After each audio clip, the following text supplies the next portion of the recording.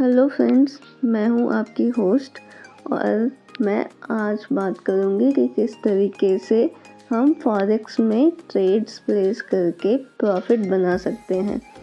इसमें हम आज चर्चा करेंगे कि इसके लिए हमें क्या स्ट्रैटेजी फॉलो करनी चाहिए, किन बातों का खास ख्याल रखना चाहिए, क्या हमें स्टॉप लॉस और टेक प्रॉफिट सेट करना चाहिए या नहीं करना चाहिए, किस तरीके से हम एनालाइज करेंगे कि प्राइस किस मूवमेंट प्राइस का जो डायरेक्शन होगा वो क्या होगा और कौन सा टाइम फ्रेम सुटेबल है फॉरेक्स ट्रेड के लिए। ठीक है, तो इन सभी चीज़ों को शुरू करने से पहले मैं आपको बता दूं कि ये कोई क्विक रिच स्कीम नहीं है और ना ही ये एक गैम्बलिंग है। ठीक है, ये गैम्बलिंग भी नहीं है और क्विक रिच स्कीम भी नहीं है। अगर आपको मार्केट से पैसा बनाना है तो आपके अंदर पेशेंस और डिसिप्लिन कूट कर भरा होना चाहिए। ठीक है, अगर आप इन दोनों को फॉलो करते हैं तो आप मोस्ट ऑफ द टाइम आप मार्केट से पैसा बना सकते हैं। तो चलिए अब हम चलते हैं अपने वीडियो की तरफ। अब अगर हम बात करें स्ट्रैटेजी की तो इसमें सबसे पहला बात जो हमें ध्यान रखना है कि हमारे अकाउंट में जो भी बैलेंस है, ठीक है, जैसे आप मेरे अकाउंट में 11,000 समथिंग देख रहे हैं बैलेंस। तो अगर मुझे कोई ट्रेड प्लेस करना होगा तो आइडियल जो सिनेरियो है ट्रेड हम लेने के लिए, तो उसमें हम अपने बैलेंस का 5% से ज़्यादा का ट्रेड प्लेस नहीं करेंगे। कभी कभार आप 5 to 10% जा सकते हो, लेकिन उससे आप ज़्यादा कभी मत जाना। ठीक है, अगर आप 100% अमाउंट जितना भी पैसा आपके अकाउंट में है सारा आप एक ही ट्रेड पे लगा देते हो, अगर वो उसी डायरेक्शन में गया जिस डायरेक्शन में आपने क्रेडिट किया है तो आपको तो वो प्रॉफिट देगा। लेकिन अगर उसके अगेंस्ट में चला गया जो आपने क्रेडिट किया था तो आप अपना अकाउंट जो है वो आप ब्लो आउट कर दोगे। ठीक है, तो इसलिए कहा जाता है कि आप कभी भी अपने अकाउंट में जो भी बैलेंस हो वो पूरा का पूरा आप किसी एक ट्रेड पर पैसा ना लगाएं। ठीक है, अब हम बात करेंगे कि हम फॉरेक्स में ट्रेड लेने से पहले किन किन बातों का ख्याल रखें। अगर मान लेते हैं मुझे न्यूज़ ट्रेडिंग करनी है, क्या करनी है, न्यूज़ ट्रेडिंग करनी है और मुझे GBP JPY पे ट्रेड लेना है। ठीक है, तो हम देखेंगे कि क्या GBP या फिर JPY से रिलेटेड कोई न्यूज़ आने वाली है क्या मार्केट में, और अगर हाँ तो हमें उस चीज़ का ख्याल रखना होगा। इसकी जानकारी हमें कैसे मिलेगी, तो उसके लिए हमें इकोनॉमिक कैलेंडर को टाइम टू टाइम देखते रहना होगा कि कौन सी न्यूज़ कितने बजे आने वाली है। इकोनॉमिक कैलेंडर को आप एक्सेस कौन सी वेबसाइट से कर सकते हैं, तो वो हो गया investing.com या फिर फॉरेक्स फैक्ट्री से भी। ठीक है, इसके अलावा भी और भी वेबसाइट्स हैं, आप किसी भी एक को फॉलो कर सकते हैं, ये आपके ऊपर है। ठीक है, अब अगर मान लेते हैं GBP से रिलेटेड कोई न्यूज़ आने वाली हो, या कहने का मतलब अगर बैंक रेट की न्यूज़ रिलीज़ होने वाली हो वो 5:30 बजे फॉर एग्ज़ाम्पल शाम में। ठीक है, तो हम क्या करेंगे, सबसे पहले हम इकोनॉमिक कैलेंडर में देखेंगे कि लास्ट टाइम मतलब प्रीवियस जो रिज़ल्ट था, आउटकम था न्यूज़ का, वो क्या था, जो फोरकास्ट है इस बार के न्यूज़ के लिए।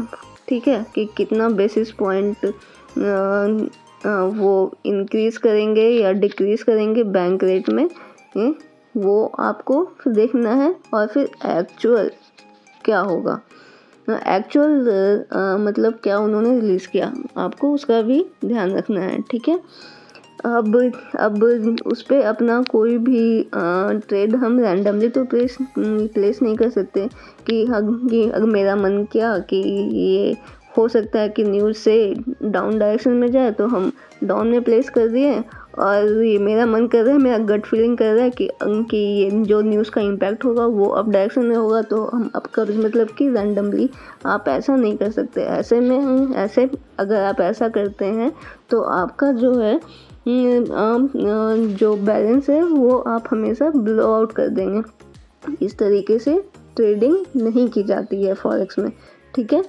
उसके लिए आपको सेंटीमेंट का ध्यान रखना होगा कि प्रीवेलिंग मार्केट सेंटीमेंट कैसा है, मार्केट का ट्रेंड क्या चल रहा है, प्राइस किस डायरेक्शन में मूव कर रहा है, ठीक है। सपोर्ट लेवल क्या है, रेसिस्टेंस लेवल क्या है। अगर जैसे कि अगर मान लेते हैं कि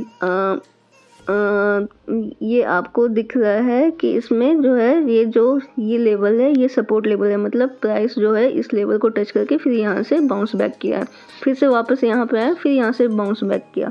कहने का मतलब आप क्लियर आइडेंटिफाई कर रहे हो कि ये जो सपोर्ट लेवल है, तो आप यहाँ पे वेट कर सकते हो प्राइस का इस लेवल पे आने का, और फिर यहाँ से आप अप डायरेक्शन में ट्रेड प्लेस कर सकते हो, ठीक है। और अगर हम यहाँ पे रेसिस्टेंस जोन की बात करें तो आप ये यहाँ पे आप देख सकते हैं कि ये जो क्लियर इंडिकेशन मिल रहा है कि ये वाला जो जोन है ये रेसिस्टेंस जोन है, मतलब प्राइस इस लेवल को टच किया है, फिर उसके बाद इस लेवल को, कहाँ गया, प्राइस इस लेवल को टच करने के बाद यहाँ से रिवर्स आया है, फिर से टच किया, फिर यहाँ से रिवर्स आया, फिर से टच किया, फिर यहाँ से रिवर्स आया, तो ये एक रेसिस्टेंस जोन है, ठीक है। सपोर्ट जोन ये रहा और रेसिस्टेंस जोन ये रहा। तो अगर प्राइस इस लेवल पे आता है नीचे आने के बाद, तो हम यहाँ पे अप डायरेक्शन का ट्रेड ले सकते हैं और टेक प्रॉफिट हम ये जो रेसिस्टेंस जोन है इस लेवल पे हम लगा सकते हैं क्योंकि हम बार बार देख रहे हैं कि इस प्राइस पॉइंट को हिट करने के बाद वो रिवर्स में आया है। हमें तो नहीं पता कि वो इस बार भी रिवर्स में आएगा या फिर इसको ब्रेक करके ऊपर निकल जाएगा, ठीक है। तो इसलिए क्या कहा जाता है कि कोई भी ट्रेड प्लेस करने से पहले आप अपना होमवर्क कर लें। होमवर्क का कहने से मतलब है कि हमें कितने अमाउंट का ट्रेड प्लेस करना है, उसके लिए हम कौन सा मल्टीप्लायर यूज़ करेंगे, ठीक है, और हमारा स्टॉप लॉस और टेक प्रॉफिट क्या होगा, ठीक है। अगर आप ये इन सभी चीज़ों का आप ध्यान बिना रखे ही आप ट्रेड प्लेस कर रहे हैं तो आप ये बहुत बड़ी गलती कर रहे हैं, ठीक है। और ज़रूरी तो नहीं है कि आपने जिस डायरेक्शन में प्रेडिक्ट किया है उसी डायरेक्शन में जाए, तो आपको लॉस बियर करने के लिए भी तैयार रहना होगा, ठीक है। अब हम बात करेंगे टाइम फ्रेम की। अगर हम टाइम फ्रेम की बात करें तो जब भी मैं फॉरेक्स में ट्रेड प्लेस करती हूँ तो उसके लिए जो सबसे आइडियल सिनेरियो है मेरे लिए वो मैं फॉलो करती हूँ या तो वन डे, ठीक है, और अगर वन डे नहीं फॉलो तो फिर मैं 4 आवर का चार्ट मैं देखती हूँ या तो 4 आवर या वन डे, और कभी कभार मैं 7 डे और 1 मंथ का भी टाइम फ्रेम देख लेती हूँ कि उसके हिसाब से ट्रेंड क्या कह रहा है। लेकिन मोस्ट ऑफ द टाइम मैं 4 आवर का टाइम फ्रेम और 1 डे का टाइम फ्रेम फॉलो करती हूँ क्योंकि उसमें क्लियर इंडिकेशन मिलता है प्राइस के मूवमेंट का। छोटा जो टाइम फ्रेम है वो आपके लिए फिक्स टाइम ट्रेड के लिए ठीक है, लेकिन अगर आप फॉरेक्स में ट्रेडिंग कर रहे हो तो उसके लिए अगर आप लॉन्ग टाइम फ्रेम के साथ जाते हो तो वो ज़्यादा बेहतर है। यही मेरा सजेशन होगा। होप आपको समझ में आ गया होगा कि हमें किन किन बातों का ख्याल रखना है। और हाँ, यहाँ पे मैं एक चीज़ और कहना चाहूँगी कि आप कोई भी ट्रेड प्लेस करें तो उसमें स्टॉप लॉस और टेक प्रॉफिट ज़रूर लगाएं, ठीक है। स्टॉप लॉस और टेक प्रॉफिट ज़रूर लगाएं। अब उसके लिए जैसे कि यहाँ पे अगर मैं वन डे का टाइम फ्रेम मैंने चेक कर रही हूँ तो जैसे कि मैंने आपको यहाँ पर बताया था कि इसमें जो है सपोर्ट का लेवल ये है और रेसिस्टेंस का जोन ये है, ठीक है। अब अभी तो प्राइस इस लेवल पे नहीं है, तो अगर मान लेते हैं मैं अभी ट्रेड प्लेस करती हूँ 1000 रुपीज़ का, और जो है मैं मल्टीप्लायर रखती हूँ इनटू 100, ठीक है। और यहाँ पे मैं अप डायरेक्शन का ट्रेड लगाती हूँ, ठीक है। यहाँ पे मैंने ट्रेड तो लगा दिया, लेकिन अब यहाँ पे मैंने ये ट्रेड सिर्फ आपको समझाने के लिए लगाया है। अगर मुझे आइडियली ट्रेड अगर प्लेस करना होता तो मैं सपोर्ट पे लेती और उसे मैं रेसिस्टेंस जोन पे क्लोज करती, लेकिन चूंकि अभी उस लेवल पे नहीं है, तो बस मैंने आपको ये ट्रेड समझाने के लिए लगाया है। तो कहने का मतलब मैं यहाँ पे आपको ये समझाना चाहती हूँ कि यहाँ पे मैंने 1000 रुपीज़ का ट्रेड तो लगा दिया, लेकिन मैंने यहाँ पे कोई भी स्टॉप लॉस और टेक प्रॉफिट नहीं लगाया है। तो अगर हम स्टॉप लॉस और टेक प्रॉफिट नहीं लगाते हैं तो उस केस में क्या होगा, ठीक है। अगर हम बात करें कि इस केस में क्या होगा, यहाँ पे हमने ट्रेड तो लगा दिया अप डायरेक्शन का। अगर यहाँ से अगर मार्केट अप जाता है, ठीक है, तो आपका ट्रेड तो प्रॉफिट में आएगा, लेकिन आपने यहाँ पे टेक प्रॉफिट सेट नहीं किया है, ठीक है। तो उसकी वजह से हो सकता है मार्केट ऊपर जा कर के वो आप फिर नीचे आए, या फिर जिस लेवल पे है उससे भी नीचे चला जाए और आपका ये जो ट्रेड है -100% के लॉस में कट जाए, मतलब कुछ भी ना बचे, ठीक है। और दूसरा सिनेरियो क्या हो सकता है कि ये जिस प्राइस पॉइंट पे मैंने लिया है यहीं से जो है ये नीचे आ जाए और ये जो -100% का लेवल है इसको हिट कर जाए, तो यहाँ पे भी आपका जो ट्रेड है वो -100% के लॉस में कट जाएगा, ठीक है। तो कहने का मतलब इसमें दोनों ही केस में नुकसान है, चाहे ये आपने ट्रेड लगाया हो और लेकिन आपने स्टॉप लॉस और टेक प्रॉफिट सेट नहीं किया हो, और आप ये अपने स्क्रीन के पास या फ़ोन पे आप ये आप आँख गड़ा के नहीं बैठे हो कि ये आप अगर नहीं देख रहे हो कि या किसी और चीज़ में बिजी हो गए और ट्रेड प्रॉफिट में जा कर के फिर वापस नीचे आ कर के कट गया, तो उसमें भी नुकसान है, और या तो वहीं से नीचे आ गया तो उसमें भी नुकसान है। इसलिए कहा जाता है कि स्टॉप लॉस और टेक प्रॉफिट लगाना ज़रूरी है। अब हम बात करेंगे कि स्टॉप लॉस और टेक प्रॉफिट कैसे लगाएं। तो उसको लगाने के लिए सबसे बेहतर जो तरीका है कि ये जो आपको स्क्रीन पे आपको ऊपर में यहाँ पे +TP दिख रहा होगा और यहाँ पे +SL दिख रहा होगा। +TP हो गया टेक प्रॉफिट और +SL हो गया स्टॉप लॉस, ठीक है। आप इन दोनों को क्लिक करके टेक प्रॉफिट और स्टॉप लॉस सेट कर सकते हैं। और दूसरा तरीका है कि ये जो स्क्रीन पे आपको अमाउंट दिख रहा है जो मैंने ट्रेड प्लेस कर रखा है, कौन सा प्लेस कर रखा है, ये 1000 रुपीज़ का। तो ये जो अमाउंट आपको दिख रहा है, आप इसको क्लिक करेंगे तो नीचे में आपका वो ट्रेड दिख जाएगा कि यह जो आपने प्लेस किया है उसका करंट स्टेटस क्या है।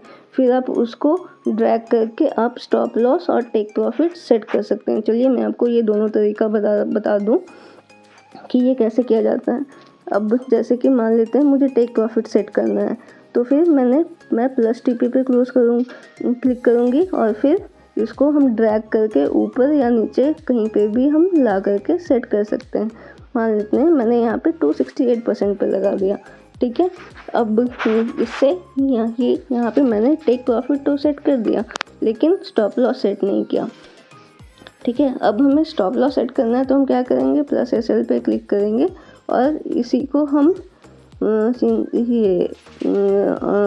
ऊपर नीचे करके हम स्टॉप लॉस जो है सेट कर सकते हैं। अगर जैसे कि मैंने यहाँ पे सेट कर दिया स्टॉप लॉस अगर -62%, तो कहने का मतलब क्या होगा कि ऐसे में अगर जिस प्राइस पे मार्केट अभी मूव कर रहा है, ठीक है, जैसे कि मार्केट अभी 157.419 पे या 418 जिस पे भी चल रहा है, अगर यहाँ से ये नीचे आता है, ठीक है, तो ये जो है -100% पे न जाके मेरा जो ये ट्रेड है -62% के लॉस पे कटेगा।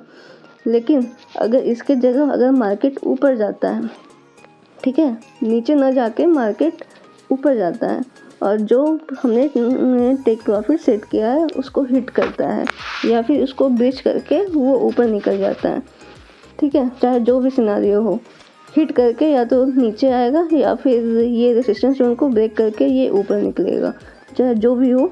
ठीक है।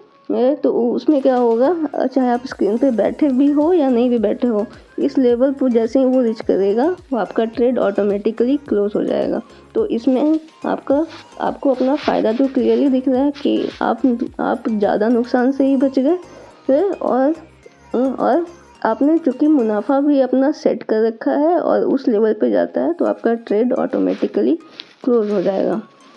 ठीक है, इस तरीके से हम जो है अपना अमाउंट को मैनेज कर सकते हैं। अगर हम अपने अमाउंट को मैनेज करना नहीं जानते हैं और ट्रेडिंग स्टार्ट करते हैं तो उस तरीके में क्या होगा, हम मोस्ट ऑफ द टाइम अपना नुकसान ही करेंगे। इसलिए हमें स्टॉप लॉस और टेक प्रॉफिट दोनों को ही सेट करना ज़रूरी है। ठीक है, अब हम इसके साथ साथ मैं आपको दोबारा बता दूं कि ये कोई क्विक रिच स्कीम नहीं है, ना ही ये कोई गैम्बलिंग है। इसमें अगर आपको पैसा बनाना है तो पेशेंस और डिसिप्लिन दोनों की ज़रूरत है। अगर आप में दोनों नहीं है तो फिर ट्रेडिंग आपके लिए बिल्कुल भी नहीं है। आप इसे तुरंत छोड़ दें, नहीं तो आप इसे सीख सकते हैं। इसके लिए आप अपना टाइम निकालें, मार्केट को स्टडी करना स्टार्ट करें और फिर उस पर अपना अच्छा खासा टाइम दें कि अगर मार्केट एक पर्टिकुलर डायरेक्शन में जा रहा है तो क्यों जा रहा है, उसका रीज़न क्या है। आप उसको एक्सप्लोर करना स्टार्ट करें, उसको एनालाइज करें तो आप मार्केट को अच्छी तरीके से समझ पाएंगे। ठीक है, और साथ ही साथ हमें इसमें जो है स्ट्रैटेजी के रूप में आप इंडिकेटर और ऑसिलेटर का भी यूज़ कर सकते हैं। जैसे कि मैंने यहाँ पे ऑसिलेटर लगा रखा है इन्वर्स बॉलिंजर का। ठीक है, और इसके साथ आप इंडिकेटर भी कुछ लगा सकते हो, ये आपके ऊपर है। आप कौन सा स्ट्रैटेजी यूज़ करना चाहते हो या क्या नहीं यूज़ करना चाहते हो। लेकिन मोस्ट ऑफ द टाइम मैं इंडिकेटर और ऑसिलेटर तो नहीं यूज़ करती, लेकिन मैं प्राइस एक्शन स्ट्रैटेजी ज़रूर फॉलो करती हूँ और ये मुझे बेस्ट रिजल्ट देता है। आज के इस वीडियो में हम इतना ही रहने देते हैं दोस्तों। आज के वीडियो में इतना ही। वीडियो पसंद आई हो तो वीडियो को लाइक कीजिए, चैनल पर नए हैं तो चैनल को सब्सक्राइब कीजिए। मिलते हैं अगली वीडियो में, तब तक के लिए एंजॉय योर लाइफ।